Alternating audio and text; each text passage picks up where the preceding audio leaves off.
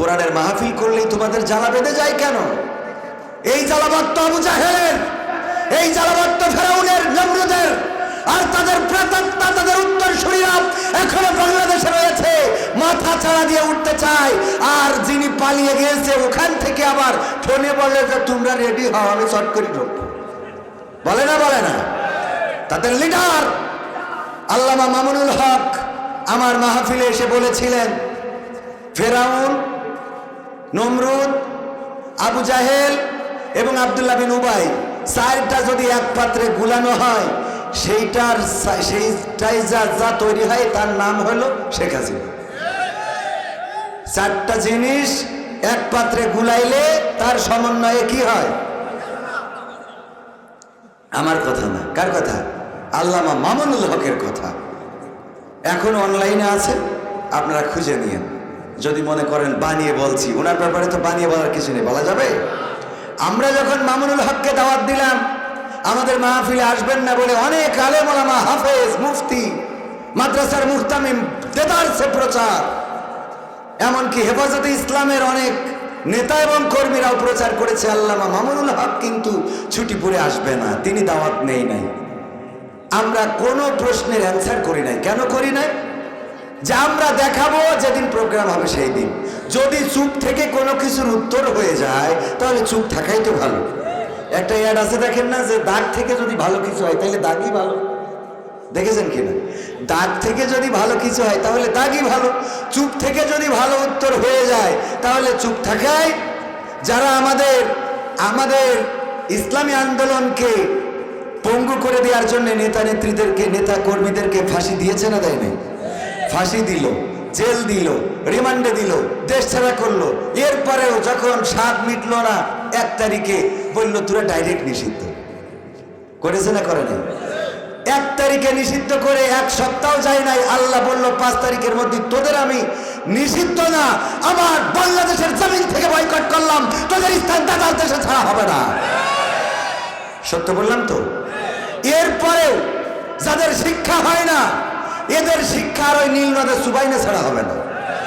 আজকেও একটা অনুষ্ঠান দেখলাম, বলছে যে আমার একটা রোগ হয়েছে, ডাক্তারের কাছে গেছে, রোগ হয়েছে। কি রোগ? ডাক্তার, আমার খালি মনে হয় আগেই ভালো ছিল, আগে এই রোগটা হয়েছে। যাই করি, পায়খানা ফিরতে গেলে মনে হয় আগেই তো ভালো ছিলাম, খাইতে গেলে মনে হয় আগেই তো ভালো ছিলাম। ডাক্তার, এই যে আগেই ভালো ছিলাম এর একটা চিকিৎসার একটু ব্যবস্থা করেন। আমি যাই করছি খালি মনে আছে আগেই তো ভালো ছিলাম। ডাক্তার বলছে এর ওষুধ আছে আমার কাছে, অসুবিধা নেই। প্রেসক্রিপশনে লিখে দিয়েছে, ওই হাঁসের ডিম, মুরগির ডিম দিলে হবে না, আমার দুলে ভাইয়ের ডবল কুসুমের ডিম আছে, ও দিলেও হবে না, ডাইরেক্ট রাজহাঁসের ডিম দেওয়া লাগবে। তো বলছে এটা খালি সেরে যাবে? কথা না, উপর দিয়ে খালি হবে না, এটা নিচ দেখাতে হবে। কিন্তু এই মাহফিলটায় 4 বছর ধরে আসি, কোনো ডিমান্ড নাই, কোনো কন্ডিশন নাই। দুলা ভাই বলেন চলে আসি। আবার এই মাহফিলে যারা শ্রোতা আসে তাদের থেকে কোনো কালেকশনও নাই, আছে?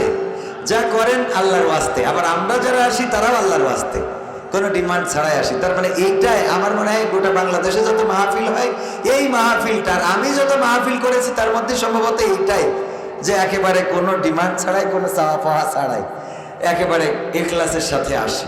সুতরাং এই মাহফিলের কবুলিয়াত আল্লাহর কাছে আছে বলে আমি বিশ্বাস করি, এবং আল্লাহ যেন কবুল করেন, বলেন আমিন। তো আজকের এই মাহফিলে শ্রদ্ধাভাজন সভাপতি হিসাবে যিনি রয়েছেন হযরত মাওলানা হাফেজ আব্দুল আজিজ সাহেব, মুহতামিম সুবর্ণখালী হাফেজিয়া মাদ্রাসা। আজকে প্রধান অতিথি ছিলেন আমাদের প্রাণপ্রিয় ওস্তাদ, আমাদের রাহবার, আমাদের অগ্রজ, যারা আমাদের কোন পথে চলতে হবে, কিভাবে বলতে হবে, কিভাবে আচার ব্যবহার করতে হবে আমাদের শিখান, হাতে কলমে শিখান, প্র্যাকটিক্যালে শিখান, আদর্শ দিয়ে শিখিয়েছেন। এবং শেখাতে শেখাতে আজকের একেবারে পরন্ত বিকালে, তারপরে সকালে এক জায়গায়, দুপুরে আর এক জায়গায়, বিকালে আর এক জায়গায়, রাত্রে আর এক জায়গায়, এখনো ছুটে চলেন। এত এনার্জি কোথা থেকে পান আল্লাহ রাব্বুল আলামিন সেই ভালো জানেন। আল্লাহ তার বান্দাকে এখনো চলার শক্তি দিয়েছেন, এবং আল্লাহর কাছে আমরা চাইবো আল্লাহ যেন আমৃত্যুকাল এই পাওয়ারটা দিয়ে রাখেন, বলেন আমিন। আমাদের শ্রদ্ধাভাজন জনাব হযরত মাওলানা আজিজুর রহমান সাহেব, যিনি কর্মপরিষদ সদস্য তথা শুরা সদস্য বাংলাদেশ জামাত ইসলামী কেন্দ্রীয় কমিটি, এবং আমরা প্রত্যাশা করি আমাদের এই সার নেতৃত্ব দিবেন ইনশাআল্লাহ। সারসার গণমানুষের জন্য কথা বলবেন, সারসার মানুষের হয়ে মানুষের অধিকারের জন্য কথা বলবেন। বঞ্চিত মানুষ, নিপীড়িত মানুষ, লাঞ্ছিত মানুষ, যারা বিচার পায় না, বিচারহীন অবস্থায় আছে, যারা খাবার পায় না, ক্ষুধার্ত আছে, যারা বস্ত্র পায় না, বস্ত্রহীন অবস্থায় আছে, তাদের পক্ষে কথা বলার জন্যে আল্লাহ রাব্বুল আলামিন আমাদের মুহতারাম মাওলানা আজিজুর রহমান সাহেবকে কবুল করে নিন, বলেন আমিন। সৎ লোক, যোগ্য লোক যদি থাকে তবে সুশাসন এবং সুন্দর সমাজের প্রত্যাশা করা যায়, বলেন ঠিক কিনা? আর সৎ লোক যদি না পাওয়া যায়, উপর থেকে শেখ হাসিনা কিন্তু একেবারে কম দেয় নাই, দিয়েছে কিন্তু সেগুলো খাটের নিচে ঢুকেছে, সুইস ব্যাংকে ঢুকেছে, বেগমপাড়ায় ঢুকেছে, সুইজারল্যান্ডে ঢুকেছে, দুবাইয়ে ঢুকেছে, আবুধাবিতে ঢুকেছে, ঢুকেছে সিঙ্গাপুরে, মালয়েশিয়ায়, থাইল্যান্ডে, বিভিন্ন দেশে চলে যাওয়ার কারণে শেখ হাসিনা দিয়েছে, সেইগুলো জনগণের কাছে আসে নাই। উনি খাতা কলমে দেখেছে জনগণ রে এত দিলাম, আর এই জনগণ আমার বিরুদ্ধে চলে যায়, এটা কিভাবে হয়? ঠিক না ঠিক? কিন্তু জনগণের কাছে আসে নাই। কেন আসে নাই? সৎ এবং যোগ্য নেতৃত্বের অভাব ছিল। তারা কলা চুরির বিচার করে বেড়াইছে, কচু চুরির বিচার করে বেড়াইছে, আর নিজেরা নদী, পুকুর, খাল, বিল, বাওর, হাওর সব চুরি করে নিয়ে গেছে। ঠিক না ঠিক? বিচার করতেছে, কি ব্যাপার? অমুক অমুকের বোর বেড়া ভাঙতে গেছিল। এই বেয়াদব, এত বড় বেয়াদব তুই? হ্যাঁ, আমাদের দেখে শিখতে পারিস না? ওদের দেখেই তো শিখেছে। কয়েকদিন পরে দেখা যায় চেয়ারম্যানের জুতো আর একজনের কাটাতে। ঠিক না ঠিক? পাওয়া যায় না, যায় না? যে বিচার করে বেড়ায় আর একজনের ঘর ভেঙে যাচ্ছে, অথচ ও যে 30 জনের ঘর ভেঙে দিয়েছে, এটা কিনা বিচার কর? আছে না নাই? এই জন্য এই জাতীয় নেতার নেতৃত্ব থেকে মুক্তি পাওয়ার দরকার আছে না নাই? এমন অযোগ্য নেতারা এসেছিল। এই মাহফিলটা 24 বছর, আজকে 23 বছর। গত বছর আমাদের কথা বলার জন্য একজন ব্যক্তিগত মানুষের আয়োজন, তাও বাধা দেওয়া হয়েছিল। এখন আমার দুলা ভাই আছে সাক্ষী। এই মাহফিল পর্যন্ত করতে দিতে চাইনি। কোরআনের মাহফিল করলে তাদের ভয়টা কিসের? তারা বাধা দেয় কোন কারণে? কারণ তারা জানে এখানে চোরদের বিরুদ্ধে কথা হয়, ধর্ষকদের বিরুদ্ধে কথা হয়, যারা অন্যের বউ ভাগিয়ে নিয়ে যায় তাদের বিরুদ্ধে কথা হয়। এই জন্য এই নেতাগুলো এই কথা পছন্দ করে না। আমরা এই নেতাদের আর বাংলাদেশে চাই না। তাদের জন্য বর্ডারটা খুলে দিতে চাই। তাদের দেশে ছাড়া বাংলাদেশে এই নেতাদের জায়গা হবে না। যারা কোরআনের মাহফিল বাধা দেয়, যারা কোরআনের মাহফিল শুনতে দিতে চায় না, এই মাহফিল কোনো প্রতিষ্ঠানের নয়। এই মাহফিল আইন কামের জন্য করা হয় না। এই মাহফিলে নেতা নেত্রীদের প্রমাণ করা হয় না। এই মাহফিল আল্লাহর জন্য করা হয়। এটাও গত বছর বাধা দেওয়া হয়েছে। তোমাদের এত অসুবিধা হয় কেন? তোমাদের মাহফিল, কোরআনের মাহফিল করলেই তোমাদের জ্বালা বেঁধে যায় কেন? এই জ্বালাবাদ তো আবু জাহেলের, এই জ্বালাবাদ তো ফেরাউনের, নমরুদের, আর তাদের প্রেতাত্মা, তাদের উত্তরসূরিরা এখনো বাংলাদেশে রয়েছে, মাথা ছাড়া দিয়ে উঠতে চায়। আর যিনি পালিয়ে গিয়েছে ওখান থেকে আবার ফোনে বলে যে তোমরা রেডি হও, আমি চট করে ঢুকবো। বলে না, বলে না? তাদের লিডার আল্লামা মামুনুল হক আমার মাহফিলে এসে বলেছিলেন, ফেরাউন, নমরুদ, আবু জাহেল এবং আব্দুল্লাহ বিন উবাই চারটা যদি এক পাত্রে গুলানো হয়, সেইটাই যা তৈরি হয় তার নাম হলো শেখ হাসিনা। চারটা জিনিস এক পাত্রে গুলাইলে তার সমন্বয়ে কি হয়? আমার কথা না, কার কথা? আল্লামা মামুনুল হকের কথা। এখন অনলাইনে আছে, আপনারা খুঁজে নিয়েন। যদি মনে করেন বানিয়ে বলছি, ওনার ব্যাপারে তো বানিয়ে বলার কিছু নেই, বলা যাবে। আমরা যখন মামুনুল হককে দাওয়াত দিলাম আমাদের মাহফিলে আসবেন না বলে, অনেক আলেম ওলামা, হাফেজ, মুফতি, মাদ্রাসার মুহতামিম দেদারসে প্রচার, এমনকি হেফাজতে ইসলামের অনেক নেতা এবং কর্মীরাও প্রচার করেছে আল্লামা মামুনুল হক কিন্তু ছুটি পড়ে আসবে না, তিনি দাওয়াত নেই নাই। আমরা কোনো প্রশ্নের অ্যান্সার করি নাই। কেন করি নাই? যে আমরা দেখাবো যেদিন প্রোগ্রাম হবে সেই দিন। যদি চুপ থেকে কোনো কিছুর উত্তর হয়ে যায় তাহলে চুপ থাকাই তো ভালো। একটা অ্যাড আছে দেখেন না, যে দাগ থেকে যদি ভালো কিছু হয় তাহলে দাগই ভালো। দেখেছেন কিনা? দাগ থেকে যদি ভালো কিছু হয় তাহলে দাগই ভালো, চুপ থেকে যদি ভালো উত্তর হয়ে যায় তাহলে চুপ থাকাই। যারা আমাদের ইসলামী আন্দোলনকে পঙ্গু করে দেওয়ার জন্য নেতা নেত্রীদেরকে, নেতা কর্মীদেরকে ফাঁসি দিয়েছে না দেয় নাই? ফাঁসি দিল, জেল দিল, রিমান্ডে দিল, দেশ ছাড়া করলো। এরপরেও যখন স্বাদ মিটলো না 1 তারিখে বলল তোরা ডাইরেক্ট নিষিদ্ধ করেছে না করে নাই? 1 তারিখে নিষিদ্ধ করে 1 সপ্তাহ যায় নাই, আল্লাহ বলল 5 তারিখের মধ্যে তোদের আমি নিষিদ্ধ না, আমার বাংলাদেশের জমিন থেকে বয়কট করলাম, তোদের স্থান দাদার দেশে ছাড়া হবে না। সত্য বললাম তো? এরপরেও যাদের শিক্ষা হয় না এদের শিক্ষা আর ওই নীল নদের সুবাইনে ছাড়া হবে না। আজকেও একটা অনুষ্ঠান দেখলাম, বলছে যে আমার একটা রোগ হয়েছে, ডাক্তারের কাছে গেছে, রোগ হয়েছে। কি রোগ? ডাক্তার আমার খালি মনে হয় আগেই ভালো ছিল, আগে এই রোগটা হয়েছে, যাই করি পায়খানা ফিরতে গেলে মনে হয় আগেই তো ভালো ছিলাম, খাইতে গেলে মনে হয় আগেই তো ভালো ছিলাম। ডাক্তার এই যে আগেই ভালো ছিলাম এর একটা চিকিৎসার একটু ব্যবস্থা করেন, আমি যাই করছি খালি মনে হচ্ছে আগেই তো ভালো ছিলাম। ডাক্তার বলছে এর ওষুধ আছে আমার কাছে, অসুবিধা নেই, প্রেসক্রিপশনে লিখে দিয়েছে। ওই হাঁসের ডিম মুরগির ডিম দিলে হবে না, আমার দুলে ভাইয়ের ডবল কুসুমের ডিম আছে, ও দিলেও হবে না, ডাইরেক্ট রাজহাঁসের ডিম দেওয়া লাগবে। তো বলছে এটা খালি সেরে যাবে? কথা না, উপর দিয়ে খালি হবে না, এটা নিজ দিয়ে খাতে হবে। আগেই ভালো ছিলাম এটা নিজ দিয়ে খাওয়া ছাড়া তোকে এই রোগ সারবে না। এরকম আল্লাহর ওলি আছে না নাই? ওদের রাজহাঁসের ডিম ছাড়া আগেই ভালো ছিলাম এই কথা বলা সারবে না। আগে ভালো ছিলে, কত ভালো ছিল। এই ব্লাউজ কে দিয়েছে? ব্লাউজের অধিকারও ছিল সরকারি, আমরা যখন খেটি বানাই তাও ওদের। এই ফোন কে দিয়েছে? বাপ বিদেশে কষ্ট করে খেটে টাকা পয়সা ইনকাম করে ফোন একটা পাঠাইতেছে বিদেশ থেকে, অনেক কষ্ট করে এয়ারপোর্টে আনতেছে, আবার লেগেছে ট্যাক্স, লেগেছে না লাগেনি? আবার ট্যাক্স, এই শীতে আবার সেই ওই দেশে অন করিল না, এই দেশে আবার অন আসছে, আবার যশোরে নিয়ে যেয়ে খুলতে যেয়ে আবার সেই মিস্ত্রি দিতে হইল কত টাকা। দেওয়ার পরে হঠাৎ করে আমার কাকা বলছে এই মোবাইল কে দিয়েছে? তোর আব্বা দিয়েছে। শয়তান কি থাকে, মোবাইল বাপ কিনে বিদেশ থেকে পাঠাইলো কষ্ট করে, বাপের পরনে ছেঁড়া লুঙ্গি, ছেঁড়া প্যান্ট, ছেঁড়া জামা কাপড়, কাজ করতে করতে মাথার ঘাম পায়ে পড়ে, আর মোবাইল দেয় সরকার। পাইছেন কেউ? একজনে পাইছিলেন সরকারের মোবাইল? পাইছিলেন কি? ফোন খালি মাঝে মাঝে একটু কল দিয়ে বলতো আমি শেখ হাসিনা বলছি তোরা ভালো থাকিস, আমাদের কাছে কল আসতো না? হ্যাঁ, যাই হোক, আমরা এই কথা কেন বললাম? নেতার প্রয়োজন এমন যেই নেতা জনগণের অধিকার বুঝে দিবে, ঠিক না বেঠিক? আল্লাহর নবী এমন একটা সমাজ প্রতিষ্ঠা করলেন, আমরা রাসূলের সাহাবীদের কথা তো বাদই দিলাম, ইসলামের দ্বিতীয় খলিফার নামে নাম ওমর বিন আব্দুল আজিজ, যাকে দ্বিতীয় ওমর বলা হয়, নাম শুনেছেন না শোনেন নাই?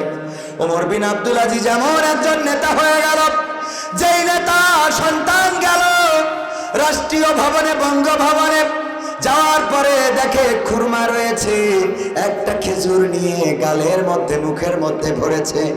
ওমর বিন আব্দুল আজিজ বললেন বাবা খুরমাটা বের করো। সন্তান বের করতে চায় না, ছোট মানুষের সামনে যদি কাঠি লজেনটা ধরেন, এই কাঠি লজেন সে মুখে দিবে না, এটা যদি বলেন দিয়ে দাও, দিতে চাইবে না, তেমন খুরমাটা দিতে চাইল না। ওমর বিন আব্দুল আজিজ আঙ্গুলটারে মুখের মধ্যে ঢুকাইয়ে বাঁকা করে বের করে আনলেন। ছোট বাচ্চাটা কাঁদতে কাঁদতে মায়ের কাছে চলে গেল, ও গো মা, আমি একটা খুরমা মুখে ভরেছিলাম, আমার বাবা সেটা আঙ্গুল ঢুকিয়ে বের করে নিয়েছে। যখন সন্ধ্যাবেলা রাষ্ট্রীয় কাজ শেষে বাড়ি ফিরলেন, বেগম বললেন ও গো ওমর বিন আব্দুল আজিজ, তোমার এই রাষ্ট্র চালানোর কোনো দরকার নাই। কেন দরকার নাই? কেন রাগ করলে গো বেগম? রাগ করবে না কেন? এই রাষ্ট্র কেন চালাও? তুমি এই রাষ্ট্রের প্রেসিডেন্ট, তুমি খলিফা, অথচ তোমার সন্তান একটা খুরমা মুখে দিয়েছে, আর সেই খুরমাটা তুমি আঙ্গুল ঢুকাই বাঁকা করে বের করে নিয়েছো। এমন প্রেসিডেন্ট তোমার হওয়ার দরকার নেই, সেটা ছেড়ে দিয়ে তুমি ভ্যান চালাই খাও। এরকম আমাদের নারীরা বলে না? মাস্টারি করেন কিন্তু বেতন পান না, এমপিও ভুক্ত হয় না, এর থেকে ভ্যান চালাতে চাও তুমি? বলে না? আচ্ছা, মাস্টারও ভ্যান চালাতে পারে, বেতন না পারলেও তো একজন মাস্টার, এটা তো বোঝা লাগে ভাই। আমাদের মা বোনদেরও যা হয়েছে, মানে টাকা দিলি ও কি করি দিয়েছে, ও সুদ খেয়ে দিয়েছে না ঘুষ, ওতে তো টাকা দিলি হয়েছে। কথা কয় না।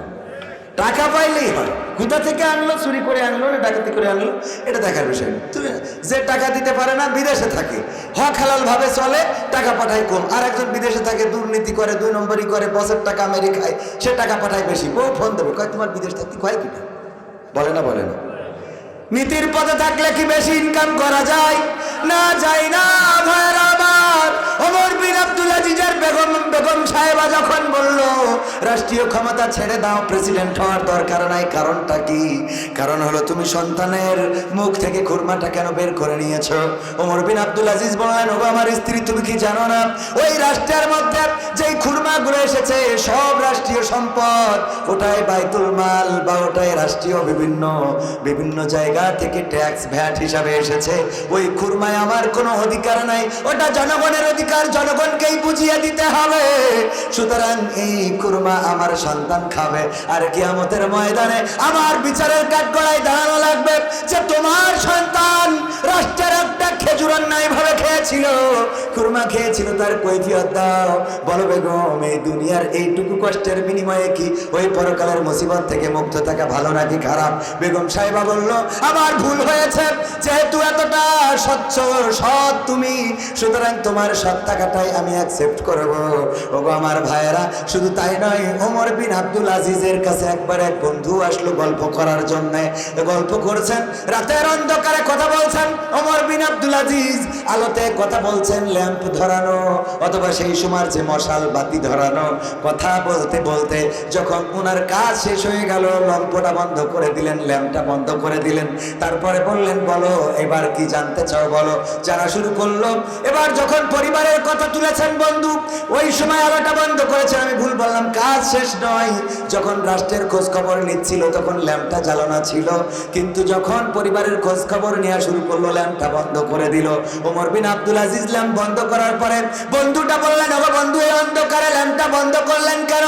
ওমর বিন আব্দুল আজিজ বললেন, ওগো আল্লাহর বান্দা, তুমি কি জানো না যে ল্যাম্পটা জ্বলছে, এটা রাষ্ট্রের ল্যাম্প। এই ল্যাম্পটা আমি জ্বালাচ্ছিলাম, যতক্ষণ তুমি রাষ্ট্রের খবর নিয়েছো ততক্ষণ ল্যাম্পটা জ্বলেছে, অধিকার ছিল।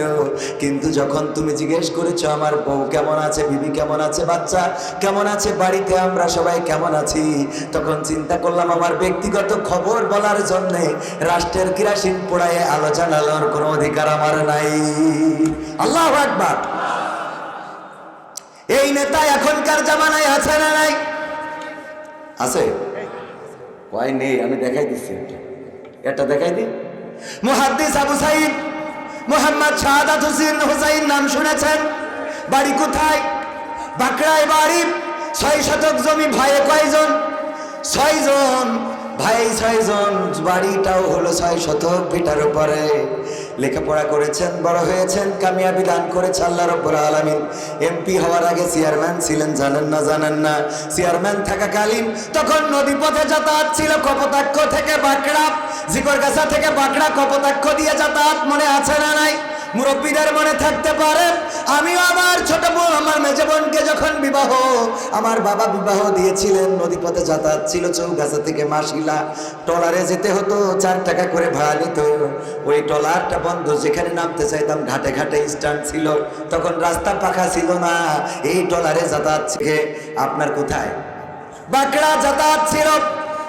আবু সাইদ যাচ্ছেন, রমজানের মাস, রমাদানের মাস, এই রমাদানের মাসে রাষ্ট্র কিছু খুরমা দেয় ইফতারির জন্যে, আবার কিছু উপঢৌকন এই জাতীয় অনেক সময় রাষ্ট্র থেকে আসে, সৌদি আরব থেকে পাঠিয়ে দেয়, যারা গরিব তারা খা, তোরা তো গরিব, পান্তা ভাত খায়। এরা পাঠায় না? পাঠায় না? ওরা তো গরিব, আমরা গরিবের জন্য পাঠাই।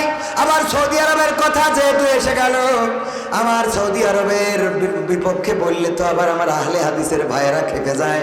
আমি মালয়েশিয়ায় সৌদি আরবে জমরায় যাওয়ার পরে আমার এক আহলে হাদিসের ভাই আমার বলতেছে, আপনার এখন আমি ধরাই দেব। কেন ধরাই দেব? কারণ হলো আপনি সৌদি আরবের রাষ্ট্রের বিরুদ্ধে কথা বলেছেন। কি বলেছি রাষ্ট্রের বিরুদ্ধে? আমি বলেছি শয়তান মুক্তি পেয়ে কোথায় গেল? আগে সৌদি আরবে এসেছে, কারণ একদিন আগে ঈদ হয় ওখানে, ঠিক না বেটি? আচ্ছা, এই কথাটা কি ভুল বলেছি? একদিন আগে যেহেতু ঈদ হয়ে যায়, তাহলে শয়তান একদিন আগে ওখানে ছাড়া পায় না?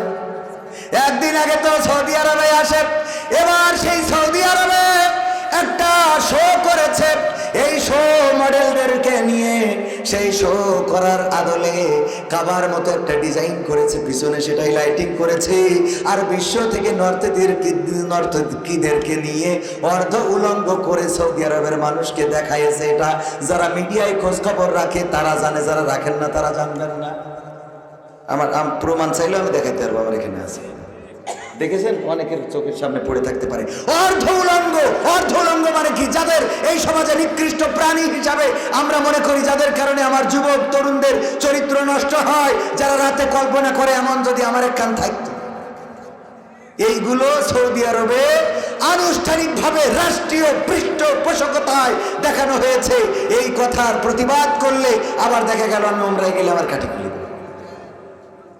কারণ সৌদি আরব এমন একটা রাষ্ট্র, যা করবে সব হালাল, কিছু বলার কায়দা নেই। আর আমার আহলে হাদিস ভাইয়েরা পোশাক রয়েছে কিছু পোশাক, এরা যাই করুক তাই করুক, রাষ্ট্রের শেখ হাসিনারও কিছু রাষ্ট্রীয় হুজুর ছিল না শাহবাগে এসে কয় আমরা এসেছি ইমানের দাবিতে। ওই ইমানের দাবি থেকে সাইদির ফাঁসের জন্য।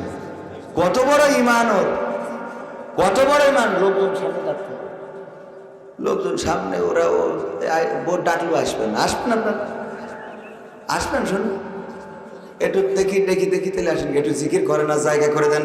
লা ইলাহা ইল্লাল্লাহ, লা ইলাহা ইল্লাল্লাহ, লা ইলাহা ইল্লাল্লাহ, লা ইলাহা ইল্লাল্লাহ, লা ইলাহা ইল্লাল্লাহ মুহাম্মাদুর রাসূলুল্লাহ। ওগো আমার ভাইরা, আমার যুবকেরা, তরুণেরা, কিশোরেরা, যারা দাঁড়ানো, এই মাহফিলটা কিসের মাহফিল? কোরআনের মাহফিল। আল্লাহ রাসূলের ভাষায় এটা হলো রিয়াজুল জান্নাত, জান্নাতের বাগান। ওগো আমার যুবকেরা দাঁড়িয়ে যারা আছেন, যদি এই জান্নাতের বাগানে বসেন, আজকের এই বসাটা আপনার নাজাতের ওসিলা হয়ে যেতে পারে। আজকের এই বসাটা আপনার দুনিয়ার কল্যাণ, আখিরাতের কল্যাণ হিসাবে আল্লাহ কবুল করে নিতে পারেন। আমার যুবকেরা, তরুণেরা, বসার জন্য বলবো, এখানে বসবেন, শুনবেন। যদি আমল করতে পারেন তাইলে আল্লাহ রাব্বুল আলামিন এই আমলের ওসিলায় দুনিয়ার জীবন, আখিরাতের জীবন সুন্দর করে দিবেন। বলেন সুবহানাল্লাহ।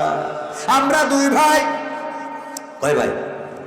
আমি একটু মাদ্রাসায় মোটামুটি 2 ক্লাস পড়েছি, আর ইসলামী আন্দোলনের সাথে সম্পৃক্ত থেকেছি, ছাত্র সংগঠনের সাথে ছিলাম, মুরব্বী সংগঠনে 2014-তে শপথ নিয়েছি মালয়েশিয়াতে, এখানে অগ্রসর কর্মী এখন আপাতত।